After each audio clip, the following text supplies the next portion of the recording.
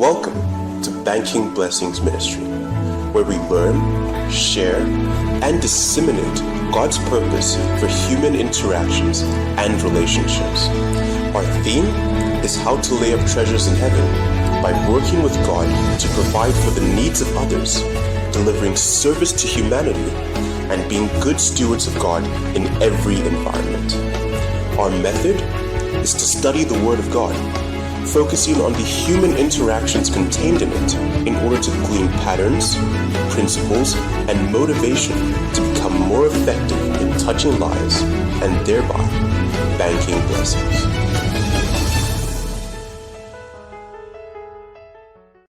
Hello, welcome to our Bible study on individual responsibility for peace, Module 4, Session 7 of Living in the Image of God.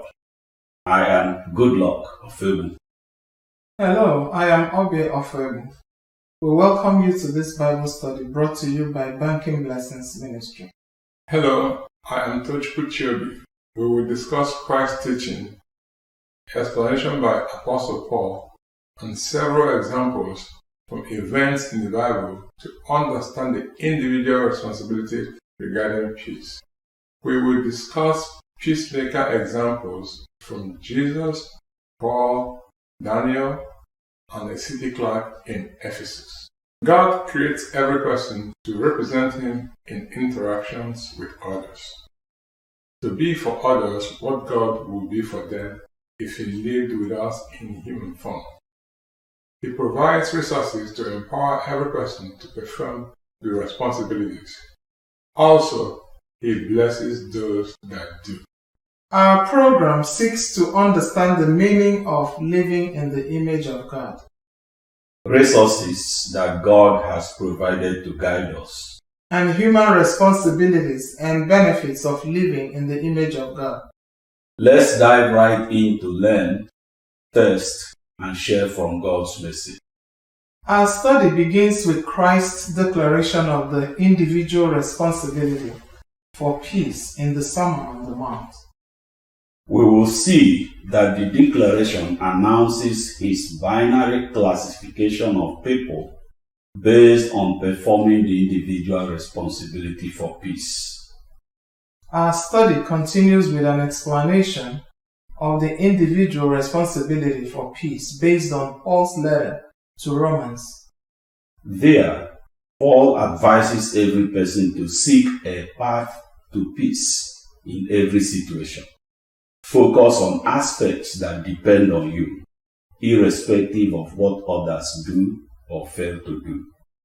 Then we will discuss events from the Bible that illustrate strategies for finding a path to peace in different situations. We will discuss a strategy based on choosing to avoid battles that appear justified but don't have to be fought. One illustration of the strategy comes from Jesus paying the temple tax after acknowledging a potential ground for objection based on unfair implementation of the tax law. A second illustration comes from Paul recommending circumcision for Timothy, despite a church ruling that circumcision of Gentile believers was not necessary. Further, we will use two examples to discuss finding path to peace through dispute resolution. We will discuss a dispute resolution from Daniel, whereby he negotiated a compromise diet to substitute unacceptable diet decreed by King Nebuchadnezzar. Also, we will discuss how a city clerk in Ephesus diffused the riot instigated by craftsmen that were opposed to Paul's message. The craftsmen saw their business of making shrines for idol worship was shrinking because of growing acceptance of Paul's message. Let us begin with Christ's teaching regarding peace at the Sermon on the Mount. Matthew chapter 5, verse 9. Blessed are the peacemakers, for they will be called children of God. This Bible verse describes God's binary categorization of people based on the individual responsibility for peace. He recognizes as children of God the people that fulfill their individual responsibility for peace. Christ refers to them as the peacemakers. The others, that is, those that decline their individual responsibility for peace, are not children of God. Apostle Paul explains the individual responsibility for peace through his letter to the Romans. He conveys a message that every person is individually accountable for peace with others. Also, based on his message, the individual responsibility for peace is independent of what others do or fail to do. Paul's message means that God calls every person to seek a path to peace in every situation. Focus on the aspects that depend on you, irrespective of what others do or fail to do. Let us read from Romans chapter 12, verse 18. Romans chapter 12, verse 18. If it is possible, as far as it depends on you, live at peace with everyone. To understand this Bible verse, the phrase, if it is possible, means that you should explore every possibility to find a path to peace. Also, the phrase, as far as it depends on you, means you should focus on the aspects that depend on you.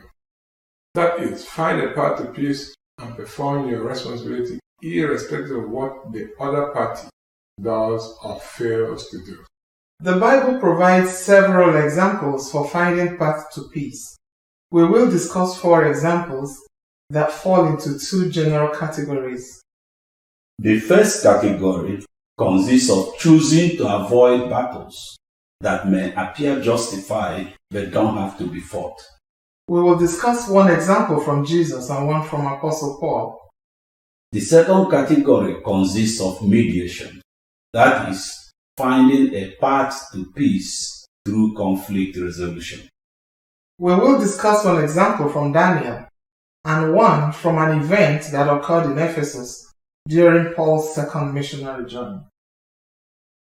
Christ's interactions regarding the temple tax provide an example of choosing battles to avoid. He chose to pay the temple tax, though he noted that the tax law was being implemented unfairly. He chose to pay the tax to avoid potential problems that could interfere with his overall mission. Let us read his instruction to Peter regarding the temple tax. Matthew chapter 17, verse 27. But so that we may not cause offense, go to the lake and throw out your line. Take the first fish you catch. Open its mouth, and you will find a 4 drachma coin. Take it and give it to them for my tax and yours. Next, an example from Apostle Paul. As he prepared for the second missionary journey, Paul recommended Timothy be circumcised, despite an existing church ruling that the circumcision was not necessary. And he was aware of the church ruling. The church in Jerusalem had conducted a special discussion of the matter and ruled that it was not necessary to impose a requirement of circumcision on Gentile believers. The ruling was conveyed to the church in Antioch through a letter and delegation led by Paul. The letter is reproduced in Acts chapter 15 verses 22 to 35. Though he knew about the ruling, Paul circumcised Timothy to take him for the second missionary journey. He circumcised Timothy to avoid potential problems from Jews in the area. Let us read from Acts chapter 16 verses 1 through 3. Acts chapter 16 verse 1. Paul came to Derbe and then to Lystra, where a disciple named Timothy lived, whose mother was Jewish and a believer, but whose father was a Greek. The believers at Lystra and Iconium spoke well of him. Paul wanted to take him along on the journey, so he circumcised him because of the Jews who lived in that area, for they all knew that his father was a Greek. Paul knew that Timothy did not need to be circumcised. However, he expected that the Jews in the area would raise issues regarding circumcision of Timothy. He decided to avoid any potential battles that could arise if Timothy was not circumcised. He chose to avoid such battles in order to focus on his mission. Choose battles to avoid means avoiding battles that don't have to be fought, even if such battles would have been justified. The example from Daniel arises from events that occurred during the early years of captivity in Babylon. He faced an entire conflict with fulfilling his commitment to worship and serve God while being obedient to King Nebuchadnezzar. Daniel and his associates were placed on training for the king's service and were allotted a daily ration of food and wine from the king's supply. He believed that the consumption of such food or drink would compromise his relationship with God. However, he also recognized that he owed a duty of obedience to the king and his officials. To open a channel for negotiation, Daniel recognized that the chief of the eunuchs was the channel for the king's authority over the trainees. Therefore, he spoke to the chief to seek a negotiated settlement. However, the chief did not grant a settlement to Daniel, but he provided information that helped Daniel understand that the king's objective for the special diet was that the trainees should be visibly well nourished and healthy. Let us read from Daniel 1 verses 8 to 10. Daniel 1 verse 8. But Daniel resolved not to defile himself with the royal food and wine, and he asked the chief official for permission not to defile himself this way. Now God had caused the official to show favor and compassion to Daniel. But the official told Daniel, I am afraid of my lord the king, who has assigned you food and drink. Why should he see you looking worse than the other young men your age? The king would then have my head because of you. Daniel determined, based on this conversation, that the king's objective was that the trainees should be visibly healthy and well nourished. Daniel determined that a substitute diet of vegetables and water would accomplish the king's objective. Also, he determined that the diet substitution could be authorized by the guard responsible for the trainees' feeding. Therefore, the chief of eunuchs did not need to be involved in this aspect of the negotiation. Daniel only needed to negotiate with the guard. Daniel proposed to the guard a 10-day trial on the substitute diet of vegetables and water. His proposal was based on faith and nutritional understanding of the vegetables. The guard accepted, and the trial was successful. Daniel and his associates completed their training and entered the king's service. Let us read from Daniel 1, verses 11 to 16. Daniel chapter 1 verse 11. Daniel then said to the guard whom the chief official had appointed over Daniel, Ananiah, Mishael, and Azariah. Verse 12. Please test your servants for 10 days. Give us nothing but vegetables to eat and water to drink. Then compare our appearance with that of the young men who eat the royal food, and treat your servants in accordance with what you see. Verse 14. So he agreed to this and tested them for 10 days. At the end of the 10 days, they looked healthier and better nourished than any of the young men who ate the royal food. Verse 16. So the guard took away their choice food and the wine they were to drink, and gave them vegetables instead. Daniel was successful in resolving the conflict because he understood the issues and options. Also, he knew the appropriate authority for each negotiation stage. The second conflict resolution example occurred in Ephesus during Paul's second missionary journey. A disorderly public gathering was instigated by craftsmen that were opposed to Paul's message. The craftsmen had thrived on a business of making and selling shrines for idol worship. They feared that their business was shrinking because of growing acceptance of Paul's message. A public gathering instigated by the craftsmen threatened to develop into a riot. However, the riot was diffused by a city clerk. He addressed the crowd and explained the issues to them with care, respect, and fact-based sincerity. He convinced them that the gathering was unnecessary and could violate city ordinance. The crowd dispersed peacefully. The event is described in Acts of the Apostles, chapter 19, verses 23 to 41. What did we learn in this Bible study? Every person is individually responsible to make peace with others, independent of what others do or fail to do. This understanding is based on Christ's teaching in the Sermon on the Mount and Paul's explanation in his letter to Romans.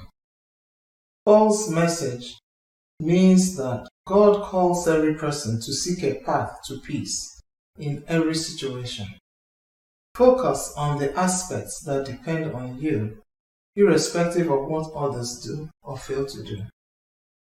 The Bible provides several examples for finding path to peace. For example, Jesus paid the temple tax while acknowledging unfair implementation of the tax law. Paul recommended Timothy be circumcised, despite a church ruling that circumcision of Gentile believers was not necessary. While in captivity in Babylon, Daniel negotiated a substitute diet of vegetables and water to avoid potentially defiling food and drink from the king's supply. Thus, he and his compatriots completed the training for king's service without violating their relationship with God. A city clerk in Ephesus diffused a developing riot, instigated by craftsmen that feared their business shrinking because of growing acceptance of Paul's message. Please join us again in our continuing discussion of living in the image of God. Thank you. God bless you. So, this is a very interesting topic of discussion, especially when you look at what is happening in the world today. Both everywhere, even internally in America here, that it's like the world is going against anything peaceful. People are turning against each other, and they feel that the only way to resolve conflict is by, war and fighting, and there's no longer room for tolerance or peace, even in relationships between countries or relationships between human beings and all that. So it's a very relevant topic in this, for a time such as this. One thing, I always say that the Bible is a very complete book. It tells us the Christian religion is one that is founded on peace. Even when we see how Christ was led to the slaughter, like a lamb to the slaughter, he never opened his mouth, even though he had the powers to free himself. So we also note where it says in the Bible that if somebody slaps you on one cheek, turn the other cheek. This is, by way of giving analogy, giving an illustration. So saying that peace is very important. Be at peace with all men as much as it depends on you. So as Christians, this teaching has brought out all the examples. It doesn't matter how you look at it. You might say, I'm justified. Therefore, why should I toe the path of peace? This has shown us that even when you think you're justified, to fight look for a peaceful resolution. Negotiate for peace at all times. There's conflict everywhere. Everywhere. Even in families, between brothers and sisters, and husbands and wives, or wives and families, and all that. Even in place of work. But just like from this teaching, what a true Christian should actually see is that even though sometimes you might see something that is justified to oppose it, but you don't necessarily have to be confrontational about it. You have to be reasonable. That just like Jesus asked Peter to go and get a fish and pay the tithe, even though Jesus knew that the system is not being properly run. But it is the law. And it tells us necessity to be an obedient, law-abiding Christian. Yes. The law is the law. Do what the law says, and then come back and do your own part to expose the injustice in the law. You know, and then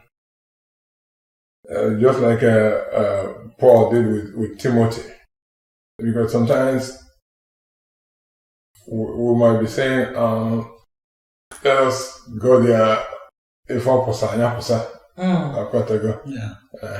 just realized if is not usually the best situation. So because now just like if anybody so it was important for him to have Timothy circumcised so that it does not disrupt his mission. Because he already knew the people he was going to take his mission for, and what people were already going to be standing, why is he talking to us? Is he circumcised? You know, so yeah, so that is my belief is that for Christians, the teaching tells us at every point in time that we should be peaceful people. Yeah. No matter what the situation is, that we should be peaceful. No matter how much irritation you get, no matter how much somebody prods you to get you to come out and fight with them, just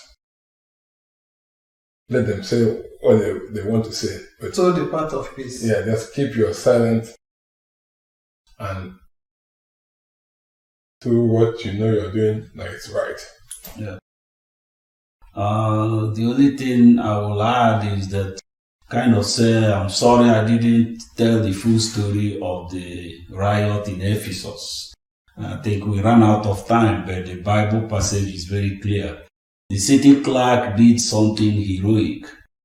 And it's a very example of, when you are in a situation where things are developing in the wrong direction, that you think, and if you have an opportunity to help steer it back, then, you should do that and do it tactfully, especially when you are dealing with a lot of people. It's not everything you say that will work, even if it is correct. Right, it's true. So, well, this is all we have for you this episode. We'll hope you join us next time in our Bible study. Until then, God bless you. Banking Blessings Ministry, where we learn, share, and disseminate God's purpose for human interactions and relationships. Our theme is how to lay up treasures in heaven by working with God to provide for the needs of others, delivering service to humanity, and being good stewards of God in every environment. Our method is to study the Word of God, focusing on the human interactions contained in it in order to glean patterns, principles, and motivation to become more effective in touching lives and thereby banking blessings.